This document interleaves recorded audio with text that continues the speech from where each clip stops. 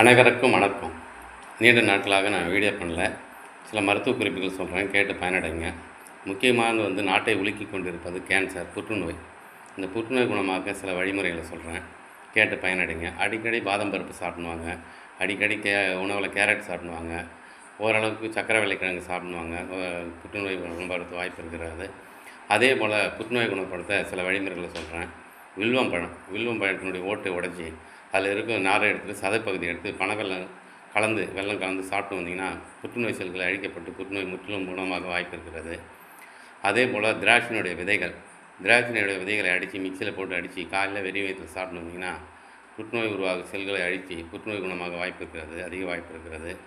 அதே போல் நம்ம துளசி இலை ஒரு கைப்பிடி அளவுக்கு எடுத்து ஒரு 1 டம்ளர் தண்ணியில் போட்டு கொதிக்க வச்சு வடிகட்டி காலையில் வெறும் வயிற்றில் குடிச்சுடுவாங்க.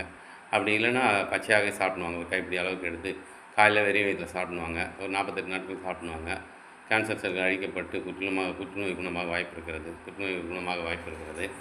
அதே போல் ஒரு கைப்பிடி அளவுக்கு ஒரு 10 நித்திய கல்யாணி பூ எடுத்துக்கங்க. ஒரு 2 டம்ளர் தண்ணியில் போட்டு கொதிக்க வச்சு வடிகட்டி காலையில் வெறும் வயிற்றில் குடிச்சுடுவாங்க.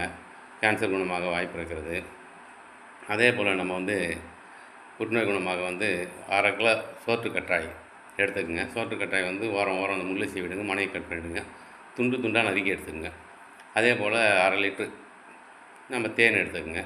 50 ml நல்ல கம்பெனி பிராந்தி எடுத்துக்கோங்க. 3 கலந்து நல்லா குலுக்கி வச்சுக்கோங்க. 3 கலந்து வச்சுக்கிட்டு ஃப்ரிட்ஜில் வச்சுக்கோங்க. காலை மாலை இரவு 3 வேளையும் சாப்பாட்டுக்கு 1/2 மணி நேரத்துக்கு முன்னாடி சாப்பிடுவாங்க. ஒரு 10 நாள் 15 நாள் வரும். அதுக்கப்புறம் திருப்பி ப்ரிப்பேர் பண்ணிக்கோங்க. இதுவே ப்ரிப்பேர் பண்ணி புற்றுநோய் குணமாக எப்பேற்பட்ட புற்றுநோயாக இருந்தாலும் குணமாக வாய்ப்பு இருக்கிறது. அதே போல் வாரத்துக்கு 1 நாள் இறா சாப்பிடுவாங்க. நுரையீரல் புற்றுநோய் வர வாய்ப்பு கம்மி. அதே போல் சக்கரை வெள்ளைக்கிழங்கு சாப்பிடுவாங்க. மார்பக புற்றுநோய் வர வாய்ப்பு கம்மி. டெய்லி பாதாம் பருப்பு சாப்பிடுவாங்க. மார்பக புற்றுநோய் வர வாய்ப்பு கம்மி. அதே போல் அடிக்கடி உணவில் நூக்கல் சேர்த்துடுவாங்க.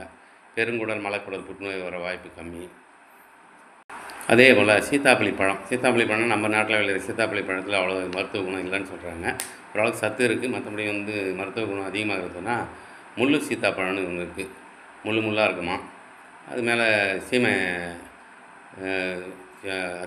சீத்தாப்பழம்னு சொல்கிறாங்க. சீமை சீத்தாப்பழம்னு அது ஆஸ்திரேலியா மற்றும் அமெரிக்காவில் தான் நிறைய விளையுதுன்னு சொல்கிறாங்க. அந்த பழம் எதிர்ப்பு சக்தி ரொம்ப அதிகமாக இருக்கிறது. புற்றுநோயை குணப்படுத்துகிறது. புற்றுநோய் உருவாவது தடுக்கப்படுகிறது. புற்றுநோய் உருவாகும் செல்களை அழித்து முற்றிலுமாக புற்றுநோய் குணப்படுத்துகிறது என்று சொல்கிறாங்க. அதேமாதிரி சீத்தாப்பழி பழம் எல்லாம் வந்துருச்சு மார்க்கெட்டுக்கு. அதையும் வாங்கி சாப்பிடுங்க. புற்றுநோய் வர வாய்ப்பு கம்மி. நம்ம சேனலை சப்ஸ்கிரைப் பண்ணுங்கள், லைக் பண்ணுங்கள். இன்னும் சில மருத்துவ குறிப்புகளோடு உங்களை சந்திக்கிறேன்.